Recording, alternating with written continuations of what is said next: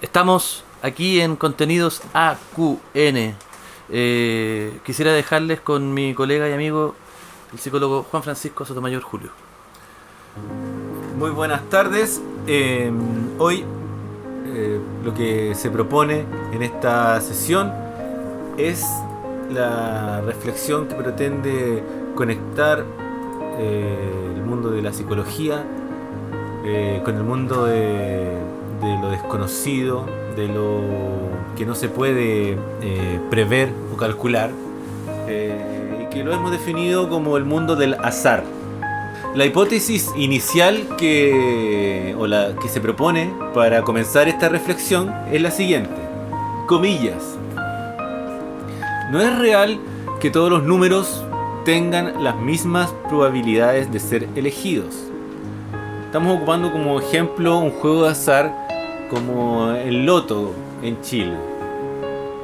Si de un universo de 41 números posibles puestos en una bolsa negra, debo sacar con mi mano derecha solo 6 de ellos. Esto debe realizarse en turnos sucesivos, con algún método, interrumpidos por la agitación de la bolsa para aumentar los movimientos y el flujo del azar y escogerlos nuevamente. Cuando logro hacerlo, esto de sacar un papelito si se trata de papelito o una bola si se trata también hay que poder adentrarse en la forma en que vamos o que se utiliza para poder llegar a elegir el número. Lo que se propone es que si logro hacer esto es porque no todos los números tienen las mismas probabilidades. Porque si fuera una ley, efectivamente, que todos los números tienen las mismas probabilidades dentro de esta bolsa negra, si fuera una ley, efectivamente todas las bolas de la tómbola tendrían idénticas probabilidades y se atascarían indefinidamente en el puerto de salida.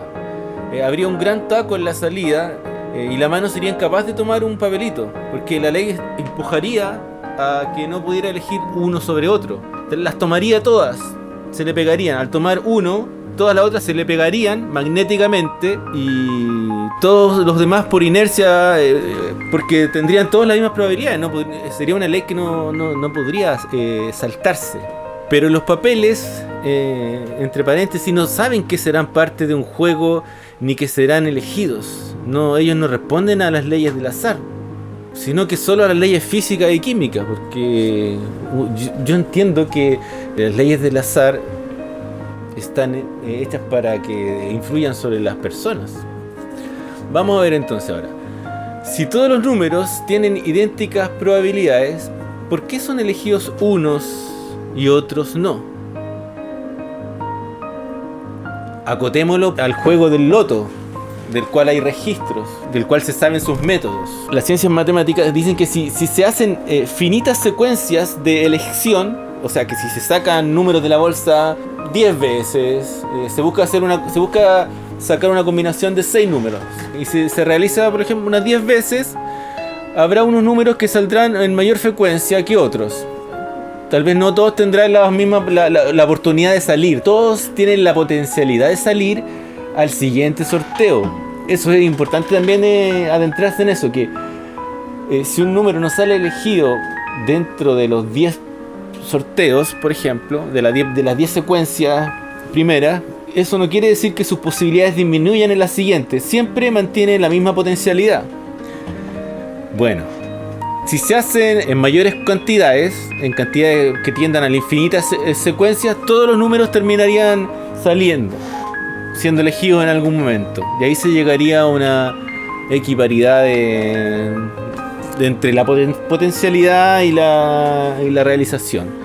Ahora, la pregunta es, con la que quiero cerrar y dar el paso para que esta reflexión sea un diálogo. ¿Por qué no tienen todos los números las mismas posibilidades de ser elegidos dentro de cualquier método azarístico? Esa sigue siendo la hipótesis de entrada. Las probabilidades no son parejas para todos los números, porque hay algunos que tienden a ser más elegidos que otros. Adelante.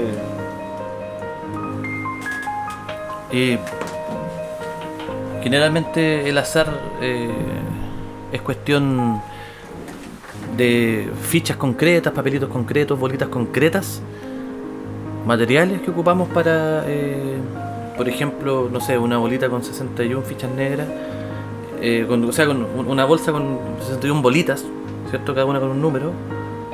Sacar una u otra va a depender a veces de cuán resbalosa está una bolita respecto a otra. Un factor que podría influir en la posibilidad de agarre, así como quizá hay alguna que sea más rugosa, no sé, que en el fondo hay cosas materiales, factores materiales que no se consideran al momento de hacer el cálculo de probabilidad, simplemente como si fueran bolitas abstractas. Porque claro, abstractamente, matemáticamente, nada que decir con respecto a la probabilidad, sin duda. Pero es una dimensión simplemente la matemática de los sucesos en realidad, y si observamos los sucesos en las otras capas nos damos cuenta. A ver, cuando se quiebra la correspondencia, la probabilidad abstracta matemática, mediante el acto de la ocurrencia, se está ingresando otro criterio para evaluar qué tan probables son las cosas unas u otras, un suceso u otro, una bolita u otra. No es simplemente la combinatoria matemática. Por supuesto que eso es un factor, pero fractal y caos como dos némesis entre ellos, pero que en realidad son dos fuerzas que van configurando los sucesos. Se puede ver en una planta. Uno puede ver un árbol, y el árbol, claro, tiene una estructura que es matemática sin duda y que se va replicando en sus ramitas. Pero algunas ramas salen más grandes, otras más chicas y todo, y eso va a depender hasta de la mínima brisa que pase más por uno que por el otro. Y que vuelve más musculosa una rama y no otra. Y que se doble, y que pasen tantas cosas, y viento, y un perro que me ve una parte de acá o de allá. E hizo que el árbol tenga su capricho particular. Bueno, ese capricho particular también es el capricho de la ocurrencia. El capricho del 7 que sale en vez de todos los otros números.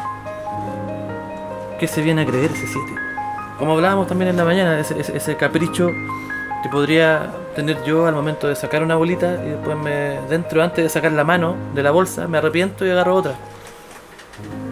Es muy interesante esa reflexión que a mí me dejó bien pensativo respecto al mecanismo de la elección, la electividad, porque es un fenómeno, pienso, a lo que nos enfrentamos. Todo esto me fue surgiendo a partir de que el otro día volví a realizar la apuesta en los juegos de azar. Jugué una cartilla del loto, le pedí a la agencia ahí de Independencia que me hiciera una cartilla de 10 números al azar. O sea, mira, mayor complejidad para el mecanismo, porque la máquina me eligió mis 10 combinaciones de números. Y en el fondo tenéis la misma posibilidad. O sea, ese ya fue un sorteo, po. O sea, como la máquina sorteó del universo posible 10 combinaciones en unos segundos nada más. Entonces el fenómeno se vuelve mucho más complejo. Después, cuando se realiza el sorteo, ¿qué fuerzas, qué energías, elementos intervienen en el proceso en que se realiza el sorteo? Yo recuerdo cuando las bolitas flotaban y un vacío las hacía salir a una recámara donde sacaban después la bolita y la mostraban al público antiguamente. Ahora no sé cómo será el sorteo que se hace. Pero de la forma que se haga, el proceso del sorteo involucra, según los que hemos participado, los que siguen participando en ese tipo de actividades, de un fenómeno que involucra varias partes y que tienen un fin. Es un espacio que sea abierto para que los humanos puedan depositar ahí ciertas expectativas. Ahora hay un efecto independiente de si tú ganes el premio mayor o no. Hay una cierta fe involucrada. Hay una cierta motivación involucrada, una expectativa. Al momento el acto de apostar ya es un movimiento, es una motivación que busca algo. La apuesta puede resultar mal o puede resultar bien. Menos posibilidades hay si es que no apuestas. Y ahí infinitamente menos. Y ahí entramos a otro espacio de que ¿O no sé? el afán del apostador también puede que mayor sean las posibilidades si es que a eso le agrega perseverancia. Por ejemplo, yo jugué una cartilla de 10.000 que costó 10.000 pesos. Estos son sorteos son varios sorteos a la semana. Pero si por ejemplo invirtiera 10.000 semanal, serían 40.000 semanal, o sea 40.000 mensual, a apostar tal vez la misma combinación o tal vez combinaciones distintas. Jugar es como un acto de estar presente cuando se realiza el sorteo. Decir, aquí estoy con mi combinación de números, es como cuando hay al bingo, ¿cierto? ¿Quiénes pueden ganar en el bingo? Los que van al bingo, los que están presentes en el bingo, ¿cierto? Claro. Como tú dices, hay infinitamente, los que no van. O la apuesta podría ser, y ahí hay una también, Adelante. esa apuesta la vamos a basar en un principio que más que científico una sospecha, pero que una sospecha razonable. ¿Conocen la curva normal, cierto? La curva normal, que es como ¿De Gauss? la curva de Gauss, ¿cierto? La campana de Gauss que agrupa al medio los valores más frecuentes. Sí. Imagínense eso. Las personas que están escuchando, que no están viendo, yo en este momento estoy dibujando la campana de Gauss. Al medio están, ¿cierto? Donde está el cerro más alto, los eventos más comunes. Estos eventos, el grupo de eventos más comunes dentro de un rango, ocurren más. Por definición, tienen más frecuencia. Pero los eventos, quizá matemáticamente, abstractamente son todos aislados, independientes, pero en el mundo empírico los eventos se producen los unos a otros en general. Entonces es totalmente esperable que los sucesos más probables, que ocurra un suceso probable, hace más probable que otro suceso más probable ocurra. Y lo mismo con los improbables. Cuando ocurre un suceso improbable, pareciera que ocurren otros más. Me acuerdo una vez que una persona que yo conocía, una colega, la asaltaron. Justo la asaltaron saliendo del colegio donde trabajaba, porque se fue por el otro lado. No es que la asaltaron por eso, no es una causa, pero pasó que se fue por otro lado y la asaltaron. Y ese mismo día se cayó el chapecoense. Oh, yo también iba a hablarte del chapecoense. Dos sucesos y ahí yo empecé a sospechar. El chapecoense también entró alguna vez en una reflexión que hicimos. Llegamos a que el chapecoense entró en una zona de improbabilidad. Era muy Exacto. improbable que ese equipo llegara a la final de la Copa Sudamericana. Era casi imposible. Claro. Entonces, imaginemos un suceso improbable en el loto. Por ejemplo, que salgan solamente los números 1, 2, 3, 4, 5 y 6. Que puede pasar. Que tienen la misma probabilidad de cualquier Tiene la otro. misma probabilidad. Pero es un capricho que además sean números seguidos y los primeros es solo una probabilidad. De todas las combinaciones, esa en orden, 1, 2, 3, 4, 5, 6, que sean los 6 primeros, no importa si sale uno primero o otro después, pero que salgan los primeros 6 es una sola posibilidad. Ahora, esa puede salir igual que las otras, no. Sí. Solo que esa en particular, que tiene características que no tienen las otras combinaciones. Por ejemplo, un 43, 21, ¿cierto? Eso está en una zona de improbabilidad. Entonces quizás hay que cometer actos improbables. Jugar el 1, 2, 3, 4, 5, 6. Como decía el gran Carlos Pérez Soto, amado y odiado, pesado, pero no dice disparates. Él decía, hay muy pocas probabilidades, pero significativas, que haya una bomba en un avión. Pero hay muchas menos probabilidades de que haya 2 bombas. ¿Cómo viajo más tranquilo? Llevando una bomba, yo. Ahí hay una influencia matemática incluso. Pero por ejemplo, imagínate en el caso de querer sacar el 1, 2, 3, 4, 5, 6, habría que dar lugar a que ocurran sucesos improbables. Por ejemplo, yo había pensado siempre algo así como una especie de acción secreta, no sé, pues, a un tirano, por ejemplo, al momento de, o una persona muy poderosa, al momento de tener que secuestrarlo para, ya, bueno, no votes esa ley, weón, no, o libérala, weón, así como un acto justiciero, por fuera de la ley, así como más como una especie de servicio secreto popular, que lo que hicieran es ir disfrazados, ir de Mickey con una polera así, otro con disfrazado como de cura, ¿Ya? ¿cachai? Y que hagan cosas raras mientras lo están, no sé, pues le están haciendo la amenaza, para que después la víctima, cuando cuente, no, que vino Mickey Mouse, y me torturó, y después, sería, ¿qué pensarían las personas que increíble, exacto, inverosímil, ¿ah? claro, crear cosas inverosímiles? Entonces, ese sería un acto improbable, y habría que ver qué pasa con el número 1, 2, 3, 4, 5, 6, o sea, una combinación improbable, de todas las combinaciones igual de improbables, pero que tiene una característica adicional, ¿cachai? Son todas improbables, pero si a veces uno viera las noticias y es como salió el 1, 2, 3, 4, 5, 6, uno diría, oh, qué loco, para seguir con la vida, pero oh, qué loco eso. Te apuesto que no es cualquier oye, sí. Te apuesto que ni un hueón lo jugó. Exacto. ¿Cómo chucha a nadie se le ocurrió? ¿Ah? Habría que saber la estadística de cuántas veces ha sido jugada esa combinación. Los sucesos improbables han ocurrido en muchas ocasiones, y por ser improbable, por supuesto, en menos ocasiones que los probables. La normalidad, la cotidianidad es lo que ocurre muy habitualmente y que no causa asombro. Lo que causa asombro es la excepcionalidad. Llegar a la cumbre del Everest es algo excepcional. Los primeros que lo hicieron sin oxígeno, sin ayuda de oxígeno, es una hazaña monumental.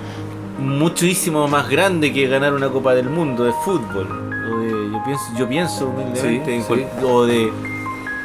O tal vez son cosas incomparables, o sea, que no se pueden comparar. Que en ese momento es absoluto.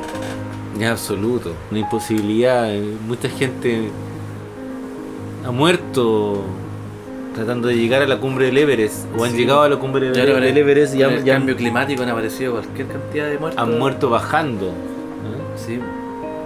Y hay unas fotos que salían como en la cima del Everest, una fila de hueones.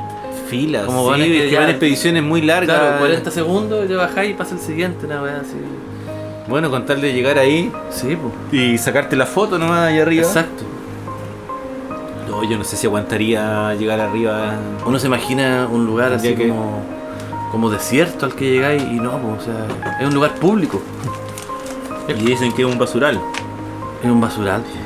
Oye, volviendo al tema del azar, de los números. Entonces, hay un fenómeno que tiene que ver con el acto de elegir, ¿cierto? Que hay fuerzas que están involucradas en ese momento, así como dicen que cuando tú naciste y la carta astral, de que influye la posición de los astros, en la emergencia de este nuevo ser, que cómo eran las condiciones en que se produjo el nacimiento. Esa es la creencia, porque el signo zodiacal que se te asigna,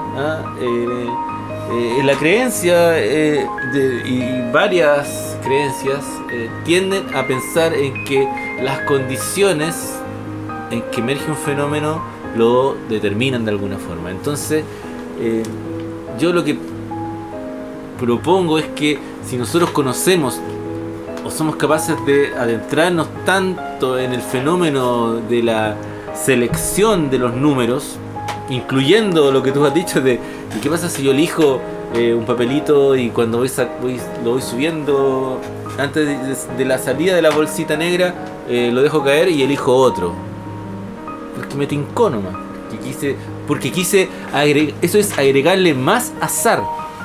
Eso otra cosa que dentro del fenómeno del sorteo, me parece que ese otro también, no sé si tú estás de acuerdo con eso, que hay otro como núcleo que es el acto de sortear, la acción de sortear. Porque hay una que dijimos que es la acción de elegir, que alguien tiene que elegir.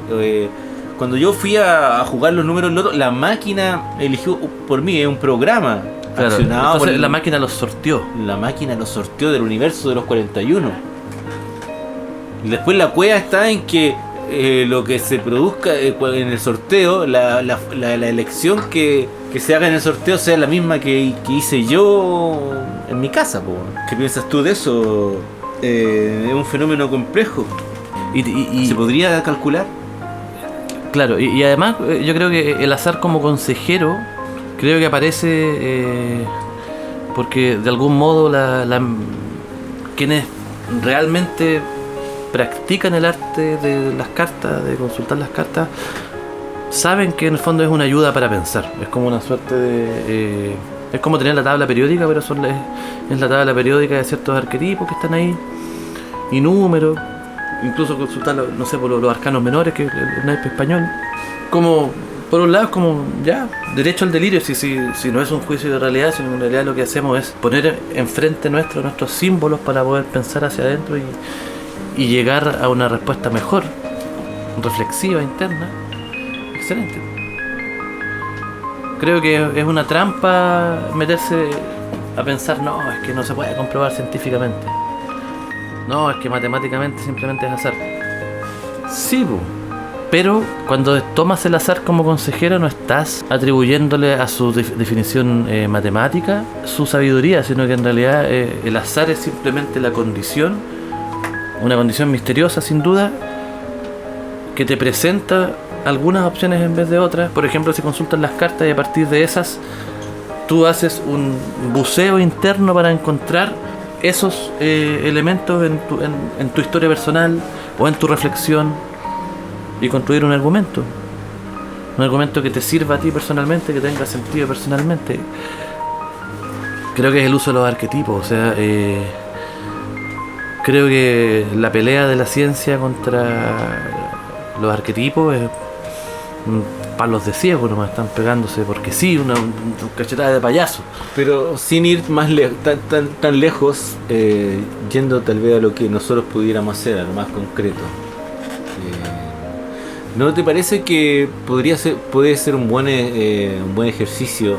No sé si estarás de acuerdo conmigo en que hay muchas cosas que hemos dejado al acto de la suerte o como a juicio de la suerte o de la mala fortuna, y que después de una reflexión más profunda nos hemos podido dar cuenta que son malos procedimientos, son malos hábitos, son malas gestiones personales las que desembocan en actos desafortunados, y que tal vez antes de asumir que algo es azaroso o no, sería bueno poder adentrarnos en este fenómeno, ser capaces de ir identificando si efectivamente nos parece que influye, si hubo sol, si corrió viento, el peso, como tú decías, el peso de las bolitas, si hay alguna mano que tiene que elegir, si estaban todas en las mismas condiciones físicas. Me acuerdo cuando hacían esos sorteos del loto o del ki, no sé, las bolitas eran hasta pesadas. Entre paréntesis hay muchos fenómenos, o sea, muchos ¿cómo se llama? Episodios de fraudes.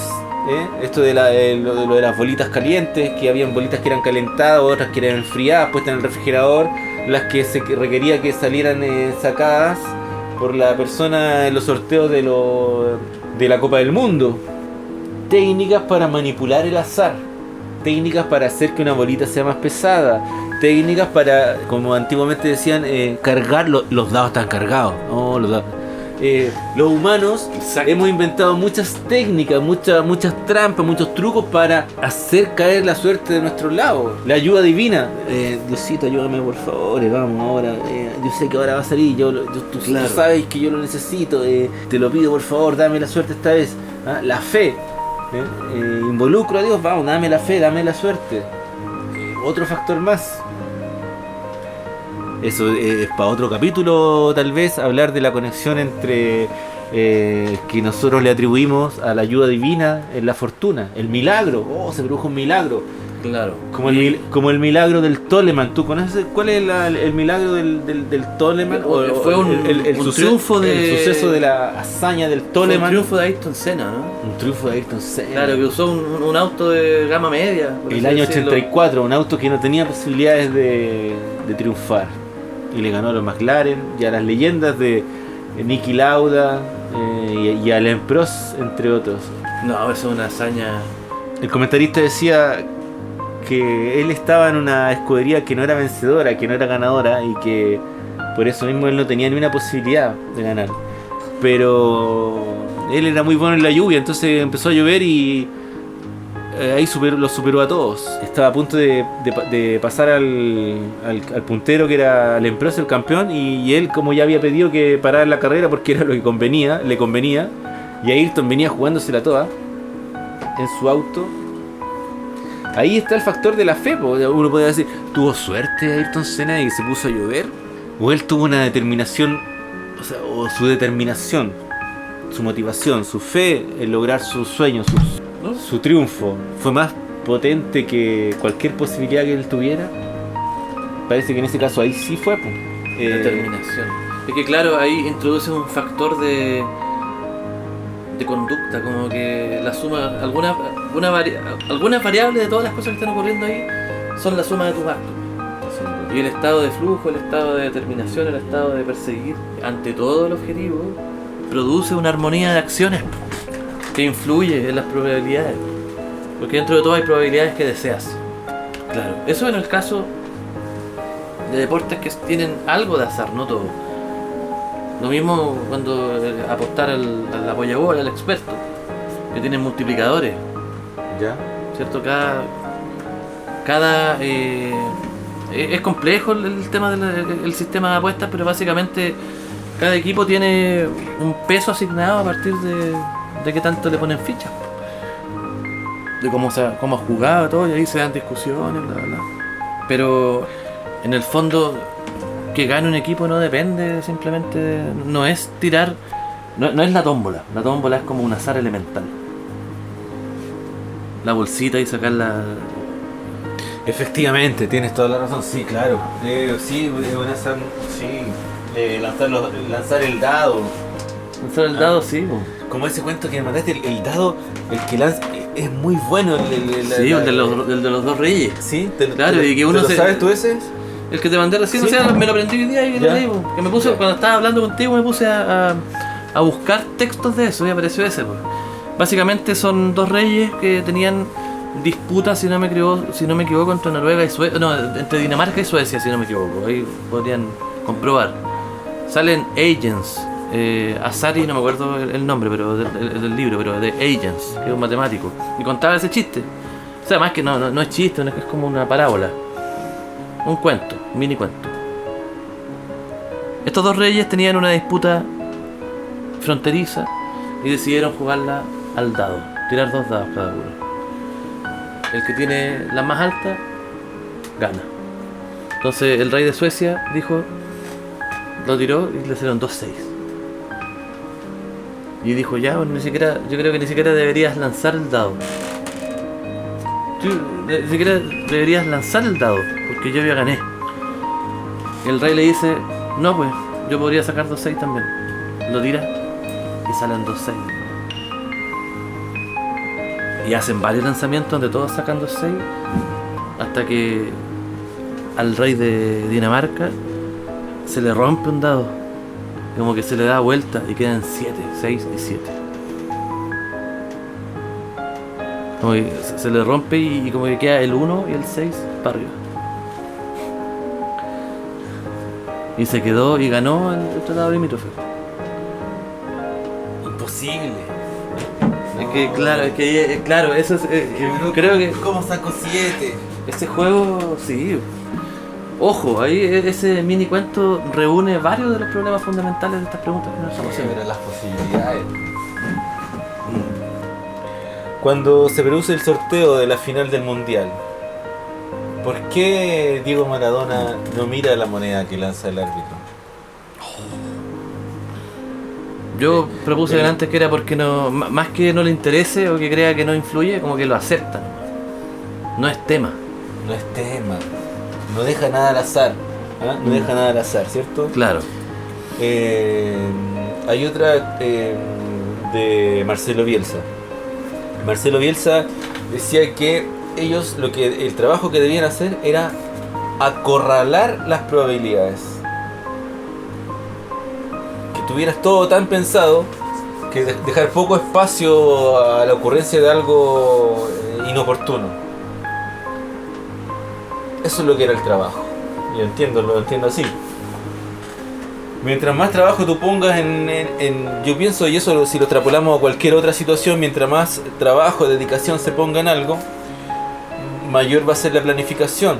Si tenemos planificación, se supone que cualquier cosa que nosotros propongamos va a salir mejor. Si le ponemos dedicación también, se supone que el producto de lo que hagamos va a ser mejor. Ahí también hago otro puente a lo que también Ayrton Senna consideraba respecto a la mejora continua. Cuando él se salió, cuando estaba corriendo en Mónaco, y esto es lo del estado de flujo que decías tú, que iba por una dimensión distinta, que iba manejando más allá de lo consciente, él iba por 55 segundos adelante, estaba a punto de sacar una vuelta al Prost. Y Ron Dennis lo iba echando de que bajara la marcha, baja la marcha, va muy adelante. Esa comunicación, eso es la persona que te saca, que te interrumpe de tu momento de genialidad. Ron Dennis sentía que tenía que hacer algo y producto de eso, yo entiendo que lo sacó de su estado de concentración máxima y chocó. Y perdió, ganó el primer lugar Alain Prost. Él después dio una entrevista y él decía que dijo, ese fin de semana, me acerqué tanto a la perfección que de alguna manera eso me hizo estar más cerca de Dios. Como él era una persona que al parecer era muy creyente y en Dios, y lo consideraba una figura perfecta, para él el trabajo perfecto o manejar perfecto era una forma de estar más cerca de Dios. Y en otra entrevista también él dice que en una curva de ahí en un circuito a él se le aparecía a Dios. Él dice que él lo vio, dice que yo lo vi a él como una, y que era algo que él conservaba como una imagen que era parte de él. Tuvo una experiencia mística en un circuito. Yo no creo que él haya estado mintiendo. ¿Para qué? Dice que él vio a Dios en el circuito y... ¿Quién puede ver a Dios también? Una persona que espera verlo, una persona que sí lo busca, una persona que cree, ¿no? Que tiene fe. Y ahí lo conectamos con esto del azar. ¿Quién puede hacerse millonario? El que juega, el que está ahí, el que está presente.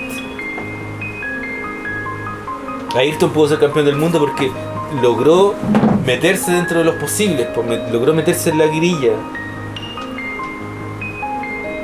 Oye, y ese episodio es muy bueno de cuando tenía 8 años y estaba en los kartings, competía en los kartings, y por ser el primero, el nuevo, le dijeron, saca tú el primer número dentro del casco. Y cuando sacó el número, y era el 1.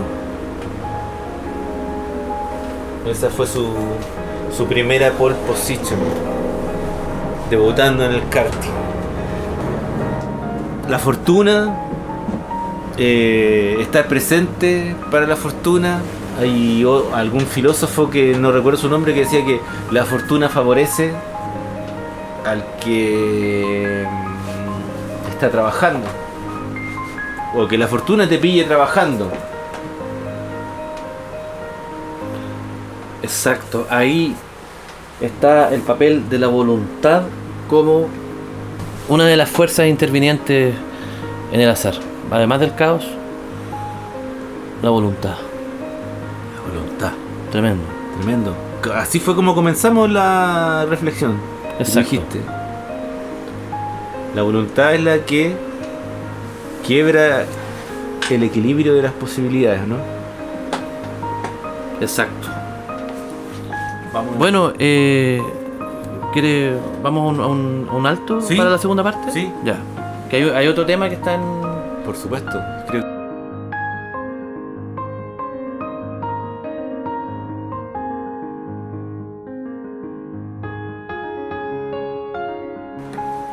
Seguimos acá en Podcast AQN Contenidos. Proponer en este momento la conversación acerca de un genocidio ocurrido en 1994 en Ruanda, África. 800.000 personas, se estima a veces hasta más de 1 millón, fueron asesinados en ese genocidio que duró algunos meses y que tuvo una flácida intervención internacional. Y eran pueblo Hutu versus el pueblo Tutsi. En realidad el pueblo Hutu lo perpetró sobre el pueblo Tutsi. El pueblo Tutsi era una minoría, aproximadamente el 20%, y los Hutu eran la mayoría.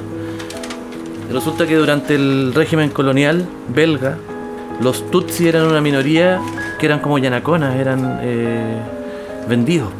Ellos tenían privilegios por ser funcionales a la colonia y oprimían a los Hutu.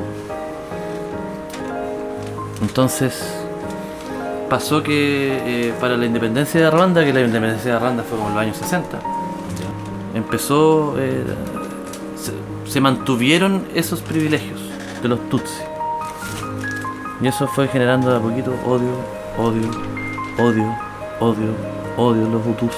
Hasta que en algún momento en los años 90 sale una radio que transmite mensajes de odio, al punto que los Tutsi, que también tenían como una facción armada, en algún momento asesinan a un presidente que era Hutu.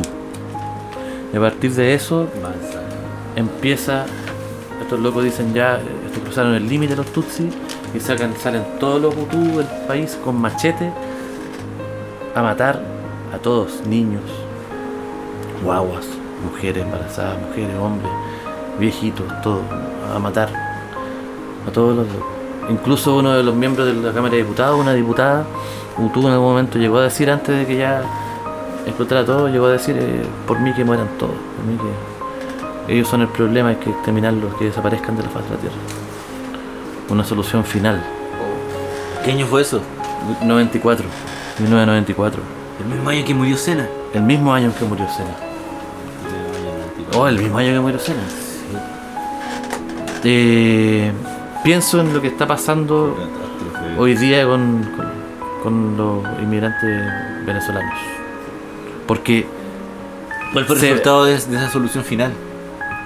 El resultado de la solución final fue que murieron cerca del casi 1 millón de personas, o más de 1 millón de personas, que eran como el 70-80% total de la población fue exterminada. Hay museos del genocidio en Ruanda donde están los cráneos de la gente. Y eso se solucionó mediante política internacional nomás, pero tibiamente. No entró ninguna fuerza internacional. Pero los cascos azules entraron. Esa fue como una de las misiones más emblemáticas de los cascos azules de la ONU. Pero ya después que había quedado la zorra. Entonces, ¿cómo se llegó a eso? Se llega, claro, y resulta que eran un pueblo privilegiado y que o sea, relativamente privilegiado. Y la mayoría menos privilegiada toma los machetes y los mata. Fue una revolución. Pero fue una solución final. Despiadado, ¿ah? Sí, pero fue una revolución, ¿ah? De una clase sobre otra, ¿no? De una tribu sobre otra. No, fue étnico. Étnico. Claro. Como los del Colo con las Chile, una wea así. Y cómo lo identificaban a todos.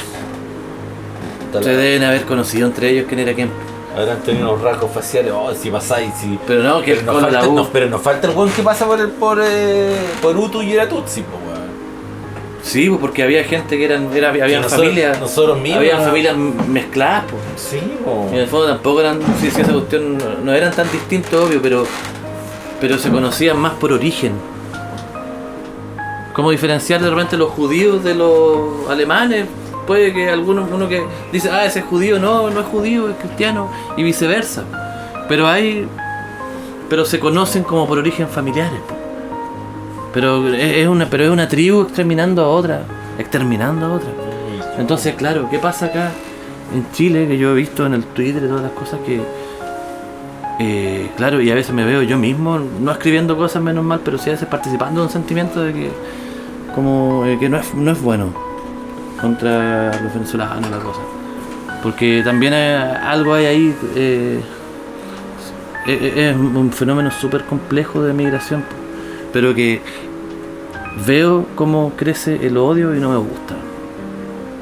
Porque cuando leí sobre el genocidio Tutsi me pareció un clima similar al que hoy día vemos en Chile. Y a veces yo mismo digo, yo también he tenido a veces rabia cuando muestran videos, no sé, de un venezolano que estaba echando a un chileno de las playas, de la orilla de un río. Así como el Guatón de Gasco, pero venezolano. Claro. Entonces, obvio, pero al mismo tiempo, claro, por una incompatibilidad política. Pero el odio no. Yo tengo colegas venezolanas que son un amor, son grandes personas. He tenido vecinos venezolanos con un amor, grandes personas, otros pesados. Pero sin duda llegó objetivamente más de una banda de crimen organizado que se instaló en Chile. Muchos locos profesionales que eligieron ese lado. Y que son cruentas, pues. Pero ahí hay un choque cultural de cómo escuchar música, de cómo... Y que claro, tampoco es que sean todos los venezolanos así, pero sí llama la atención que en los lugares donde hay muchos y donde están todos reunidos, sí ocurre. O por lo repetido de tomar un Uber y todo, y que la gente hable de repente a favor de Pinochet. Bueno, eso nos puede llevar a cosas terribles, como también eso que tú dijiste de los Hutus versus los Tutsis. Aquí en Chile, ¿cuál fue el último fenómeno que tuvimos de genocidio importante? La dictadura. Sí, los aproximadamente 3.000 muertos y tal vez más desaparecidos, según cifras oficiales. Donde se allanaba en las poblaciones, donde se tomaba detenido en las poblaciones a gente de acuerdo a su pertenencia política, a su pertenencia sindical. Se los condenó a muerte por su identificación política, como a Víctor Jara. Eso es un crimen se les tiene en secuestro permanente hasta el día de hoy. Es un crimen tan deleznable como... por supuesto, muchas personas que están todavía en estado... Claro. Es un crimen que no deja de ocurrir. Que no deja de ocurrir, claro. Imagínate, esas personas, claro, sus familiares lo sufren todos los días. Es un sufrimiento hasta la tumba. Bueno, no nos vamos a entrar en eso, pero yo solamente quería hacer... hacer una conexión con todo lo que se refiere al fenómeno del azar. Creo que este es un estudio que podríamos ir continuando. Me parece que no es una reflexión que podamos resolver hoy día. Creo que es necesario que podamos ampliarlo en un próximo capítulo del texto del gran maestro Carl Gustav Jung, Arquetipos e Inconsciente Colectivo, que mi gran colega Antonio Baeza me facilitó.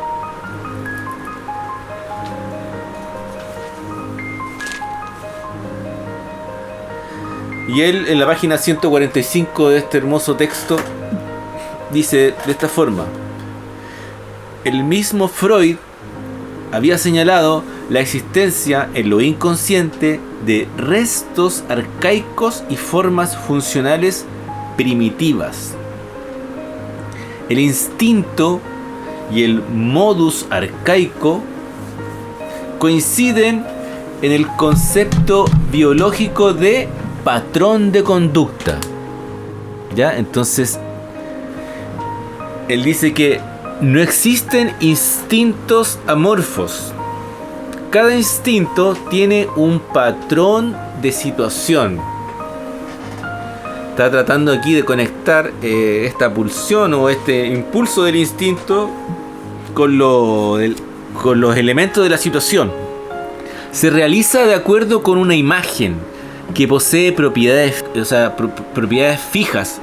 Quiere decir que es como una obra que ya está montada y en la cual la voluntad o el instinto solamente llega de invitado, ¿ya? Y le dicen qué es lo que tiene que hacer. Esa es la exploración que está haciendo aquí el maestro Jung en la página 145.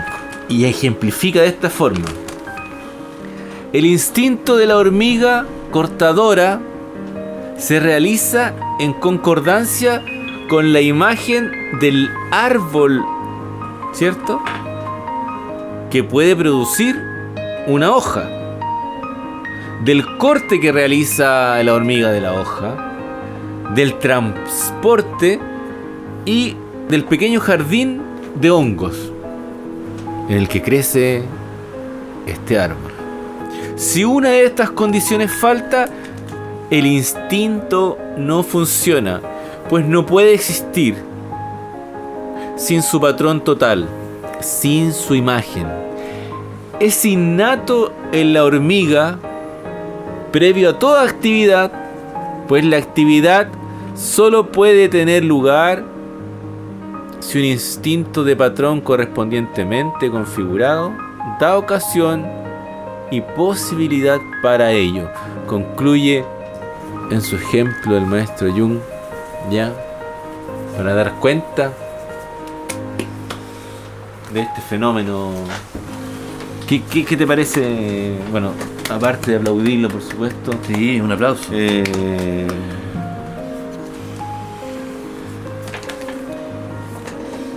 Hay una concordancia, como decías antes, con Gregory Bateson, quien define el acto intelectual como un fenómeno que ocurre no en el interior de una conciencia o de un cráneo, sino que en toda la cadena material del suceso. Por ejemplo, el hacha. El hacha que corta un árbol también contiene parte del acto intelectual. El acto intelectual va del árbol mismo, del filo, del hacha, en la mano, y en la cabeza, y en los ojos, y en los distintos fenómenos cognitivos y emocionales que estén ocurriendo en esa persona. Todo eso, en todo eso está ocurriendo un acto cognitivo. El acto cognitivo es relacional. El acto cognitivo no es simplemente una medida de rendimiento de un sistema nervioso. No, es más que eso. Y creo que Jung llega a la misma conclusión. Muy bien, excelente. Ese era el puente preciso para conectar esos dos autores. ¿Saben qué? Estamos preparando hacer como les digo, una mentoría. Queremos hacer cursos, ¿ya? Estamos armando algo que les vamos a ofrecer dentro de poco. Puede ser personalizado, puede ser también en grupo. La idea es hacer cosas tanto en algunos espacios, salas, unas salas bien bonitas, o bien dar una vuelta por la ciudad, visitar por ejemplo acá en Santiago el Cerro Santa Lucía, en un futuro quizás hasta hacer trekking. Vean esa obra de Cine B que hicimos, que está en el canal, que se llama, es el episodio 1 de la temporada 1 de Terapia Outdoor. Fuimos a testear junto con mi amigo y colega Juan Francisco distintos lugares. En realidad tenemos 2 capítulos, uno que está al aire y otro que está hace tiempo, porque es un poco más largo, en trabajo, donde queremos hacer cine que perfectamente habría pasado por el ISAT, canal que ya no existe lamentablemente. Y ahí proponemos una idea de locación natural y locación de senderismo para un proceso terapéutico en vez del box. Entonces tenemos propuestas, estén atentos, escuchen nuestros contenidos y vamos a estar ahí disponibles busquen @psicólogos.acun en Instagram, en TikTok, y tenemos varias cosas que pueden gustarles. Y estamos tratando de subir también imágenes de distintos lugares naturales de Chile, como de repente en el reel, tirando para arriba, moviendo eso entre tanto contenido. Un rato, por ejemplo, de un río fluyendo, o del mar, o del viento en la montaña. Un minutito, quedarse ahí. Nosotros no hablamos nada, solamente eso. Síganos, @psicólogos.qn. ¿Qué puede decir Juan Francisco para la despedida?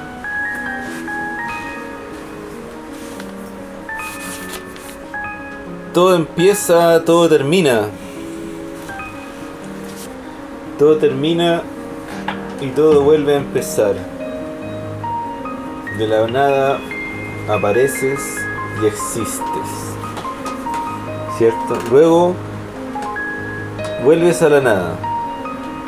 Ya no existes, más que en tus vestigios y huellas. Vuelve a nacer. Cuando son las 17:30, temprano todavía esta tarde, quiero volver a la reflexión que iniciamos respecto del azar, la reflexión respecto a las probabilidades, al acto de apostar, a la forma en que se puede manipular, o la forma o las energías intervinientes en el acto de la elección que se realiza de los números en un sorteo, por ejemplo, para acotarlo un poco. La fortuna, la suerte o los milagros que observamos ocurrir. Algunos por alguna cosa fortuita, otros milagros que son fruto del trabajo, obras asombrosas, hazañas deportivas, seres humanos que por su determinación lograron sobresalir del resto de las bolitas, ¿cierto? De la existencia. Esto, como que decía Pink Floyd en The Wall, que como solo eres un ladrillo más en el muro, hay algunos que de alguna manera logran saltar un poco más allá. Exacto. Hacerse notar un poco más allá. ¿Quiénes logran meterse entre la grieta de los ladrillos? ¿Quiénes logran meterse en esa grieta? Y ser finalmente elegidos. Elegidos momentáneamente. Esa reflexión parece muy entretenida incluso, muy bueno realizarla, favorable realizarla. De manera que le demos más tiempo, más energía a las cosas que podamos tener dentro de nuestro control. Al azar me parece que estamos tirando las cosas que no podemos explicar todavía, como han sido antiguamente. Se convirtieron en mito las cosas que no se podían explicar, se convirtieron en magia los trucos de los magos, las manipulaciones de los magos, ¿cierto? Se convirtió en prosperidad la trampa financiera, la evasión de impuestos. Están llenos los ejemplos de tergiversaciones de la suerte, de la realidad, las manipulaciones, la injusticia. Eso también es otro tramo, es otra carretera que recorrer. Y dentro de todo eso podemos observar entonces que como ocurrencias, como episodios, como escenas complejas de la historia, son muchos los elementos que llegan ahí al centro. Y pienso que es necesario recorrer ese camino de aislarlos, determinarlos, definirlos, poder acotarlos, para poder jugar a la opción de la predicción. Sabemos que hay métodos que juegan a eso, ¿no? A la predicción, sí, como el tarot, como el I Ching, y sabemos, no es científicamente, al menos intuitivamente, que de alguna forma estos métodos de anticipación, de predicción, que es el mismo con el que jugamos al hacer una apuesta en el bingo del colegio, de cualquier lado, es el mismo principio. Galgo. Me acordé de la película 21 Blackjack. ¿Sabe? Kevin Spacey, el hombre el gran actor de Belleza Americana. ¿Ya? Cuéntanos. De Capax. Es un profesor como de una universidad estadounidense de matemáticas y habla del cambio variable, ¿cierto? De la teoría del cambio variable, que no me acuerdo bien así el detalle matemático, pero que en el fondo explicaba ciertas ideas de cómo ocurren los cambios, un poco la respuesta también de cómo ocurren los cambios probabilísticos, y que ellos ocupan un poco esa teoría para contar cartas. Entonces el profe los lleva a contar cartas. Como en la película al casino. Rain Man, de Dustin Hoffman y Tom Cruise. Claro. Oh, qué peliculón te sacaste. Que Rain Man era un Asperger o TEA, Sí. Un autista en la época, ¿no? Se conocían como autista, y él tenía una habilidad para contar en un principio los fósforos. Cuando se cayeron los fósforos en la cocina, su hermano vio que él pudo contar los 84 fósforos que se habían caído de la caja, y después los contó y se dio cuenta que en un segundo había sido capaz de computar todos los fósforos, y por eso lo llevó a jugar al casino en Las Vegas, y él era capaz de contar las cartas. Y después consideraron que ese método era una trampa, contar cartas, cuando Claro. yo considero que es una forma lícita de manejar el juego. Pero el casino no le convenía. No te tienen que cachar. ¿Ah? No tienen que cachar. Exacto, porque si te cachan te pegan. Me pega, no. Te sacan la cresta. No. Pero claro, hay que ser. Claro, Rain Man hace eso. Esa es una película asombrosa. Te propongo entonces que en un próximo capítulo podamos profundizar en las áreas que pudimos identificar, o algunos elementos que pudimos identificar que convergen en esto que podemos decir que es el fenómeno del azar, de lo azarístico, de lo que siempre hemos considerado, o gran parte de personas hemos considerado como cosas que son solamente dependientes de algo misterioso que es el azar, pero que no se sabe explicar qué es.